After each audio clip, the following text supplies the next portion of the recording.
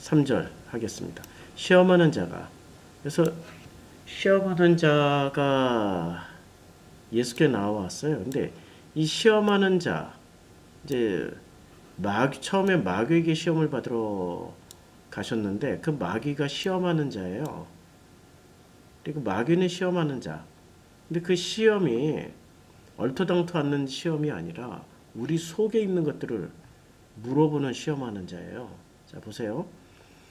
일단 예수가 마귀에게 시험을 받으러 갈 때 누구한테 이끌려서 왔어요?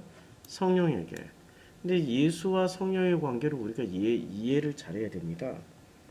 예수와 성령의 관계를 잘 이해를 하지 못하면은 요한복음에서 보면 요한복음 그 14장, 15장, 16장, 17장 전체가 무슨 말씀을 하시냐면 야, 나는 내 뒤에 보혜사 성령님이 오신다고. 그분이 오셔야 너희에게 훨씬 더 유익해라고 말씀을 하세요. 자, 그러나 내가 너에게 실상을 말하는 거예요. 예수께서. 내가 떠나가는 것이 너에게 유익해. 왜냐하면 내가 떠나가지 아니하면 보혜사 성령께서 너에게 오시지 아니해. 그러니까 내가 떠나가야 보혜사 성령님이 오시거든. 근데 보혜사 성령님이 오시면 뭘 가르쳐 주시냐면 죄에 대하여, 의에 대하여, 심판에 대하여, 그리고 세상을 책망하시는 것에 대하여 가르쳐 주신다고. 근데 그걸 알아야지 되는데, 자, 진리의 성령이 오시면 너희를 모든 진리의 가운데로 인도하시리고, 그러니까 성령이 오시면 보혜사 성령, 진리의 성령, 이런 성령이 오신다라고 계속 말씀하시는 거예요. 14장, 15장, 16장, 17장 전체가. 그러니까 이 마태복음에서 이제 예수는 누구에게 이끌려갔어요? 성령에게 이끌려간 거예요. 그러니까 예수 또한 본인 스스로 판단해서 결정하신 것도 있고 또 한편으로는 성령에 의해서 어떤 일에 맞닥뜨리거나 성령 때문에 하시게 되는 일들이 있었단 말이에요. 그러니까 그 성령을 예수는 체험하면서 이런 그 공생의 기간을 보냈던 거죠. 신학자들이 삼위일체라는 복잡한 걸 가지고 뭐 성령과 예수와 하나님은 한 분 하나님이시고 또 서로 각각 다른 인격체이시다라고 말씀하고 계셔요. 그러니까 그렇게 복잡하게 같은 분인데 서로 다르고 다른데 서로 같다. 그렇게 이해하지 마시고 그건 그냥 아 이게 삼일체구나라고 그냥 그렇게 쉽게 이해하시고 이렇게 이해하시면 돼요. 아 예수의 역할과 성령의 역할은 확실히 다른 게 있구나. 예수께서 이 땅에서 공생의 기간 동안에 복음이 무엇인지 또 그 복음을 통해서 어떻게 하나님의 자녀가 되었는지 그리고 하나님 아버지가 누구신지를 다 설명해 주셨단 말이에요. 그런데 예수 살아생전에 이걸 예수의 말씀을 듣고 예수의 기적과 예적 사역을 통해서 깨닫게 된 사람들이 있었던가요? 한 사람도 없었어요. 다 배신하고 떠났지. 그런데 언제 깨닫게 됩니까? 성령을 받았을 때 오순절 마가이드락바 성령에게 이끌리게 되었을 때 혹은 성령에게 보호를 받았을 때 성령에 의해서 예수가 하셨던 말씀 또 예수가 하셨던 행동 가르침을 그때부터 제대로 이해하고 깨닫기 시작하게 된 거예요. 그러니까 예수는 전하셨고 성령은 깨닫고 이해하고 그리고 아버지로 건너가게 하시는 일을 하시는 거죠. 그게 성령께서 하시는 일이에요. 근데 그 성령이 이끌어서 마귀 앞에다 갖다 놨다는 거예요. 그리고 그 마귀가 처음에는 시험하는 자가 되어서 예수께 나오는 겁니다. 이르되 내가 만일 하나님의 아들이거든. 그러니까 하나님의 아들이거든 이라는 말에 내가 만일 하나님의 아들이거든 명하의 이 돌들로 떡덩이가 되게 하라. 이 말은 어떤 그 덫에 걸려 넘어지게 하는 시험이 있었단 말이에요. 그런데 이 시험하는 자의 수준을 보라고. 내가 만일 하나님의 아들이거든 이 돌들로 떡덩이가 되게 하라. 이렇게 시험을 할까요? 좀 더 공부를 많이 하고 예수를 연구 많이 했으면 이런 말을 안 하는 거지. 그러니까 이 시험하는 자의 수준이 뭐냐면 시험하는 자의 수준은 야 사람아 밥 앞에 장사 없어. 먹고 사는 문제 앞에 장사 없어. 먹고 사는 문제 좀 해결해봐. 이렇게 지금 시험하는 거죠. 먹고 사는 문제 앞에 장사 없다. 자, 먹고 사는 문제를 선택하시겠어요? 아니면은 하나님을 선택하시겠? 그럼 전부 다 모르나 마나 다 하나님 선택해요. 예수님 선택해요. 그러죠. 그럼 좀 더 다르게. 지금 당신 눈앞에 이 10조 원. 10조면은 뭐를 할 수 있습니까? 할 게 되게 많죠. 아니, 1,000억만 해도 대단히 큰 돈인데, 10조면은 대한민국의 빌딩 몇 개 사. 아니면은 그 돈 넣어놓고 일평생 해외여행 다닐 수 있고, 아니면 그거 가지고 전 세계의 해외 선교센터를 다 운영할 수도 있고요. 장학재단을 만들어서 참 어렵고 힘든 학생들 도울 수도 있고, 아니면 불우한 사람들, 정말 어려운 사람들에게 그야말로 대여할 수 있는 은행을 설립할 수도 있어요. 무이자, 뭐 할부 10년, 30년 그런 사람들 심사해서 정말 도와줄 수 있어. 집도 사줄 수 있어. 심지어는 엄청나게 큰 돈이에요. 그러면 야 잠시 잠깐 교회는 다니지 말고 하나님 안 믿는다고 해. 근데 너 이 돈으로 할 게 참 많잖아. 좋은 일, 옳은 일, 훌륭한 일 이런 거 할 수 있잖아. 그리고 나서 그 돈 받고 다 하고 나서 나중에 하나님 잘못했어요 회개하면 되잖아. 이렇게 유혹하면 하나님 다 받아주실걸? 아니 무엇이든지 회개하면 어, 피같이 붉을지라도 눈같이 희게 될 것이고 주홍같이 붉을지라도 양털같이 희게 될 것이라고 말씀하셨잖아. 그러니까 일단 받아서 챙겨서 좋은 일에 쓰고 교회도 세우고 선교지 센터도 건립하고 뭐 선교사님들 게스트하우스도 만들고 그리고 어려운 성도들 많이 도와주고 야, 그 정도면 기독교 방송도 하나 세울 수 있고 전 세계 기독교 방송을 송출하는 야, 얼마나 멋진 일을 할 수 있어. 기독교 정말 훌륭한 설교자들 많이 발굴해가지고 유튜브로 전 세계 어? 복음을 막 전할 수 있고 얼마나 좋아. 그리고 그 중에 한 10분의 1은 프로시코마이 교회 이렇게 헌금해가지고 프로시코마이 교회가 전 세계적으로 복음 전할 수 있게 야 그런 거 하면 얼마나 좋겠어? 왜 자꾸 이렇게 유혹하면 어떨 것 같아요? 그렇게 돕고 싶은 마음들이 있지 않아요? 정말 그렇게 돕고 싶은 그 마음들이 잘해 누군가를 세워주기도 하고 살리기도 하고 살리는 일을 할 수 있단 말이야. 엄청난 일을 할 수 있다고. 자, 그런데도 이런 종류의 시험이란 말이에요. 그러니까 시험하는 자가 수준이 먹고 사는 문제 아니면은 엄청난 일을 할 수 있잖아. 이렇게 미혹을 하는 거지. 엄청난 일을 할 수 있잖아. 돈이면 다 해결되잖아. 돈이면 다 해결될 수 있잖아. 우리가 돈으로 해결하고 싶을 때가 얼마나 많습니까? 사실이잖아요. 지금 마귀가 시험하는 게 아니 시험하는 자가 여기 요때는 시험하는 자예요. 이때는 마귀였지만 본질은 마귀였지만 시험하는 자가 내가 만일 하나님의 아들이거든. 그럼 하나님의 아들은 이거 할 수 있다는 얘기야. 하나님의 아들은 근데 예수는 우리에게 진짜 돈을 주고 갔습니까? 떡을 주고 갔습니까? 명예나 권력을 주고 갔습니까? 그런 거 안 줬어요. 뭘 주고 갔냐면 하나님의 입으로부터 나오는 모든 말씀을 주고 갔어요.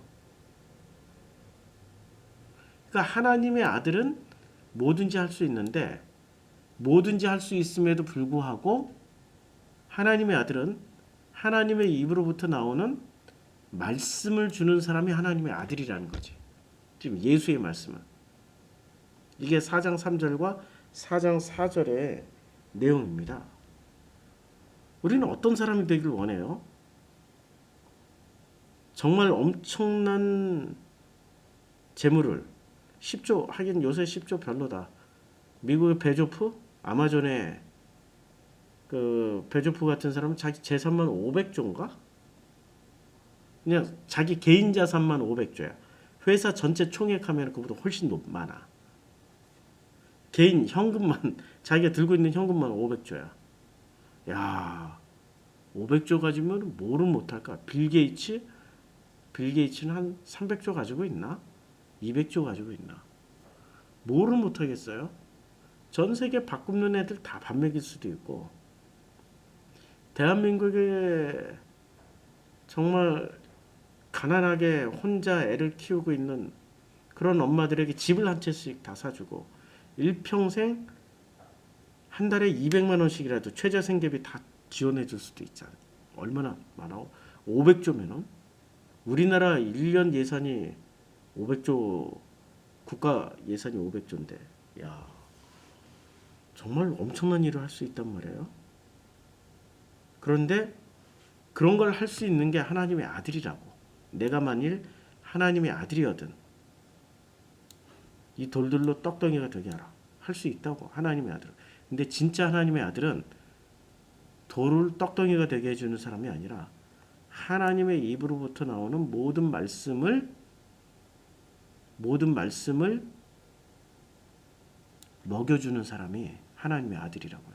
그러면 저는 우리 성도님들에게 집은 못 사줘. 우리 성도님들에게 뭐 밥을 많이 못 사줘. 우리 성도님들에게 부자를 만들어 줄 수는 없어. 근데 지금 뭐를 먹여주고 있어요? 하나님의 입으로부터 나오는 이 모든 말씀을 지금 먹여주고 있잖아요. 그럼 저는 뭐가 될까요? 하나님의 아들이지. 그런 사람이 하나님의 아들이라는 거야. 지금 이 말씀의 내용은 그런 사람이 하나님의 아들이라고. 그럼 우리 살면서 우리 가족들에게 혹은 우리 이웃들에게 이런 말씀을 먹입니까? 아니면 돌이 떡덩이가 되게 해서 그들에게 유익을 주려고 하는 겁니까? 한번 심각하게 생각해 봐야죠. 제가 선교지 나갔을 때, 아프리카 나갔을 때 목적이 가난한 애들 밥 먹이러 나갔어요. 밥 먹이러. 배고프니까 밥부터 먹여야지. 이 생각으로 갔다고. 그때는 제가 하나님의 아들이 아니었나 봐. 근데 지금은 밥은 못 먹여줘도 하나님의 입으로부터 나왔던 그 모든 말씀, 기록되어진 이 말씀을 우리 성도님들에게 먹이고 있단 말이에요. 그러면 우리가 하나님의 아들이라고. 그런 사람들이 하나님의 아들이라고. 이런 하나님의 입으로부터 나오는 모든 말씀을 먹여주는 사람이 먹고 사는 문제, 돌이 떡덩이가 되게 하는 문제는 이거는 내 역할이 아니고 하나님의 역할이라는 거죠. 주님이 하실 일이지 내가 할 일이 아니야. 아들들이 할 일은 하나님의 입으로부터 나오는 모든 말씀으로 살게 하는 일. 이게 아들이 해야 될 일이란 말입니다. 아들이. 그러니까 아들됨을 이제 확인을 하셔요. 아들됨은 먹고 사는 문제 우선순위가 아니라 하나님의 말씀, 그 말씀을 먹는 거 우선순위가 된 사람이 아들이라고. 아들 맞아요? 아들이시죠? 그러면 하나님의 입으로부터 나오는 말씀을 한번 먹어보시라고요. 그거 먼저 먹어보시라고. 배고픔, 힘든 문제 어떻게 될까? 옛날에 가수 최기라 씨가 미팔군에서 노래 불렀단 말이에요. 근데 어느 날 하나님을 만났어. 결심했어. 세상 노래 안 부르겠다. 세상 노래를 안 부르니까 공연을 안 나가. 공연을 안 나가니까 돈이 없어. 돈이 없어서 밥을 굶었어. 7일 동안 그냥 금식을 했어. 금식이 아니라 굶식했어. 굶식하면서도 죽으면 죽으리라. 죽으면 죽으리라 하고 굶어버렸어요. 하나님의 노래만 부르겠다고. 한 일주일쯤 되니까 아이디어가 하나 떠오르더라는 거예요. 그렇지? 내가 어차피 죽기로 결심한 사람이니까 금식을 했고, 그러면 그때 당시에 복음성가 테이프 그런 거 별로 없었을 때였어요. 복음성가를 레코드로 취입하지 뭐. 이렇게 찬양을 불러야지. 찬양을 불러서 이걸 팔아야지. 그래서 찬양 불렀어요. 그래가지고 일평생 먹을 돈은 그때 다 벌었어.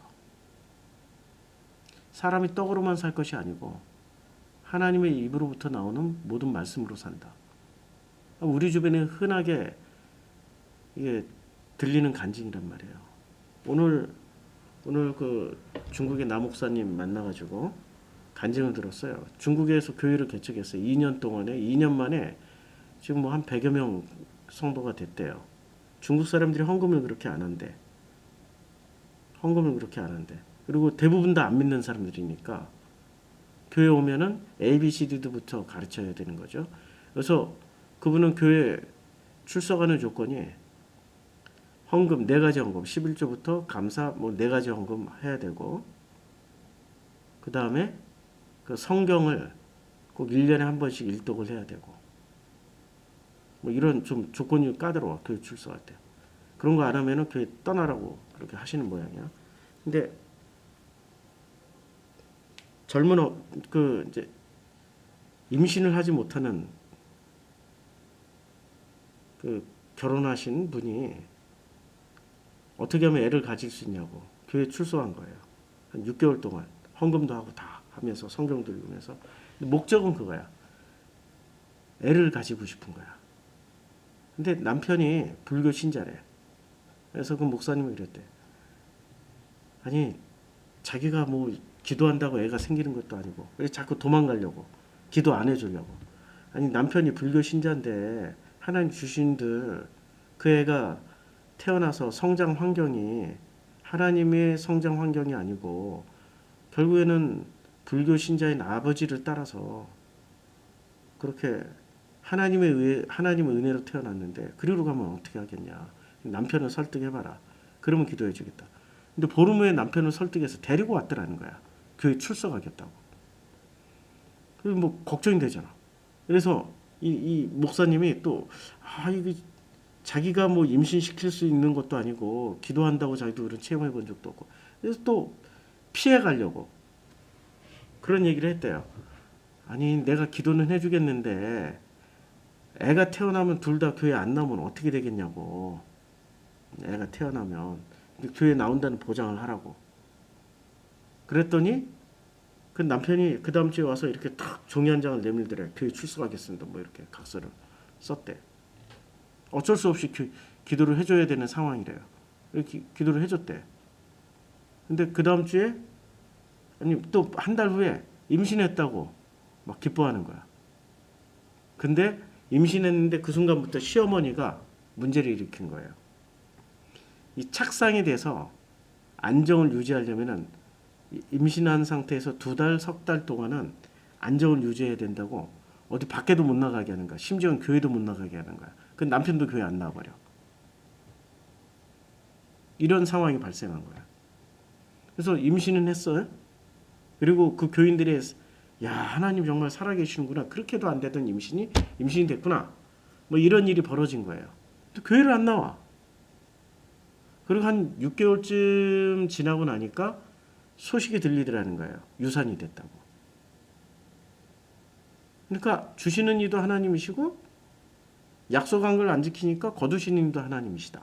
뭐 이런 얘기를 하는 거야. 이런 얘기를 들었을 때는 이게 떡 문제예요. 하나님의 입으로부터 나오는 모든 말씀으로 살 것이다. 이게 떡 문제입니까? 돌들로 떡덩이가 되게 하는 문제입니까? 하나님의 입으로부터 나오는 모든 말씀으로 살 것이다라는 이 문제입니까? 약속을 했잖아. 각서까지 썼잖아. 지켜야 되잖아. 지켜야 그 공동체 안으로 들어갈 수 있다고. 하나님의 통치권 안으로 들어갈 수 있다. 안 지키면 통치권 밖으로 벗어난다고. 물론 하나님은 그 밖에도 통치권을 행사할 수 있지만 약속이라고. 약속. 서로 간의 약속. 그러니까 하나님의 입으로부터 나오는 모든 말씀으로 살기로 결심을 했는데 이 사람들이 떡을 먼저 본 거죠. 자식이란 떡을 먼저 보고 하나님의 입으로부터 나오는 말씀을 먹기를 거부해버린 거지.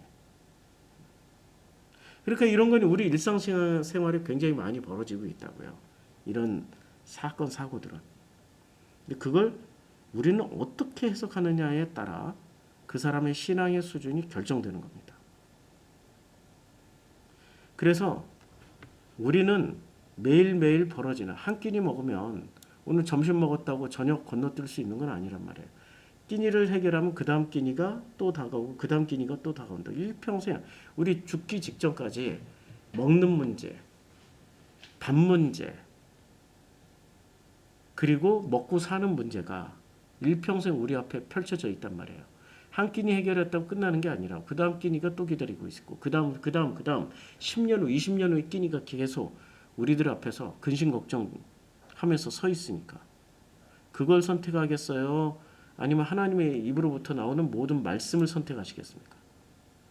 하나님의 입으로부터 나오는 말씀을 선택하는 순간 끼니 문제는 해결을 한다고. 어떻게?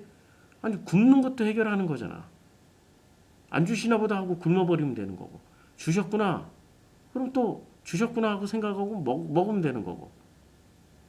주셨으니 감사합니다 하고 먹고 안 주셨으니 감사합니다 하고 안 먹어버리면 되는 거야.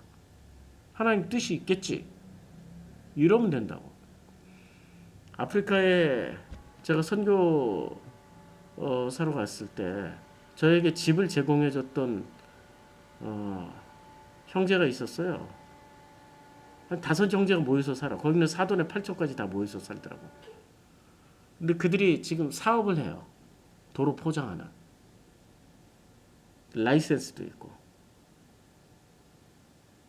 그런데 그 사업을 하기 직전까지 그 친구들이 짐바브웨가 가난한 나라니까 밥을 굶었어. 나중에 돈이 없어가지고 집 청소를 했어. 혹시 동전이라도 나올까봐. 500원이 나왔대. 그걸로 마지막 끼니를 사 먹고 일주일을 굶었대. 아니 일을 하고 싶어도 어디 일을 할 데가 없는 나라니까. 그냥 죽기 살기로 하나님만 부르고 찾았고 외쳤던 거죠. 그 간절함으로. 배고픔의 간절함이 제일 큰 간절함이잖아요. 근데 놀랍도록 일이 하나씩 해결돼서 우리를 만난 거예요. 그때 일이 해결이 돼가지고 승합차 12명이 탈 수 있는 승합차를 끌고 제 앞에 나타난 거야. 자원봉사자 하겠다고. 그 친구들한테 그런 간증을 들었을 때 그 친구들도 배고픔의 공포, 먹고 사는 문제의 두려움, 날마다 직면하고 살았다고. 근데 되돌아서니까 그 또한 감사라는 고백을 하더라고요. 그걸 통해서 지금 나같이 보잘것없는 선교사를 자기들의 그 차와 집으로 섬길 수 있게 되는 차등에 불만이 없고 감사함으로 섬기더라고요. 하나님 은혜였죠. 저도 그렇게 만나게 된 게. 이런 일은 비일비재하게 일어납니다. 마태복음 4장 3절, 4장 4절. 오늘은 여기까지. 다음 주 수요일은 이것을 좀 더 신학적으로 깊이 들어갈 수 있도록 하겠습니다. 기도하겠습니다. 하나님, 우리는 현실의 문제가 더 커 보입니다. 그러나 현실보다 더 크신 분은 하나님 아버지이십니다. 현실보다 더 큰 하나님 아버지를 날마다 선택할 수 있도록 축복하여 주시옵소서. 예수님 이름으로 기도드렸습니다. 아멘. 자, 이제 공유 중지.